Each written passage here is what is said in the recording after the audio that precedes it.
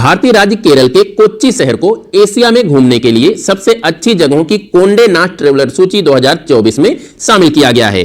कोच्चि अंतर्राष्ट्रीय हवाई अड्डा पूर्ण रूप से सौर ऊर्जा पर संचालित होने वाला दुनिया का पहला अंतर्राष्ट्रीय हवाई अड्डा भी है। बात कर लेते हैं केरल की, तो केरल भारत का एक दक्षिणी राज्य है जिसकी राजधानी तिरुवनंतपुरम है।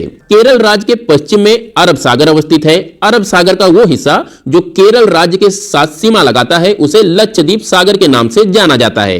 लक्षद्वीप सागर के पूरब में विस्तृत तटीय मैदान अवस्थित हैं। इन विस्तृत तटीय मैदानों को केरल में मालाबार तट के नाम से जाना जाता है। मालाबार तट के और पूरब में पर्वत श्रृंखलाएं अवस्थित हैं। इस पर्वत श्रृंखला को पश्चिम घाट पर्वत श्रृंखला के नाम से जाना जाता है। पश्चिम घाट पर्वत श्रृंखला को केरल में विभिन्न नामों से जाना जाता है, जैसे इसके उत्तरी हिस्से में नीलगिरी पर्वत श्रृंखला अवस्थित है।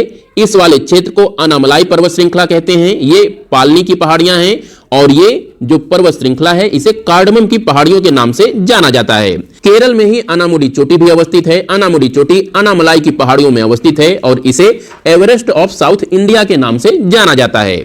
बात कर लेते हैं कोच्चि शहर की, तो कोच्चि शहर लगभग केरल के बीचों बीच में तट पर अवस्थित है। यह केरल के साथ ही साथ भारत का एक प्रमुख बंदरगाह शहर है। इसे पहले कोचीन के नाम से जाना जाता है।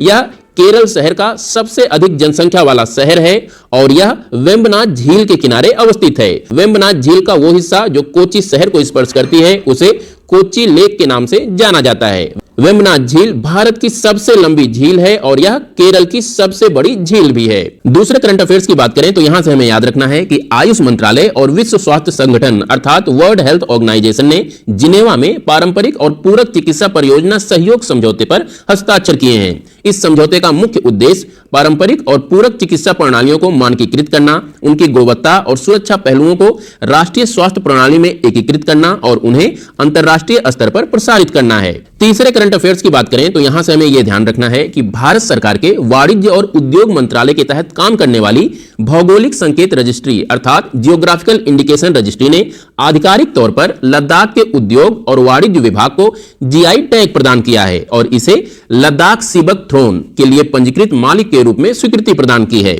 सीबक थ्रोन की अगर बात करें तो इसे प्रचलित रूप में लेह बेरी के नाम से जाना जाता है। यह केंद्र शासित प्रदेश लद्दाख की सबसे अधिक लाभदायक फसलों में से एक है।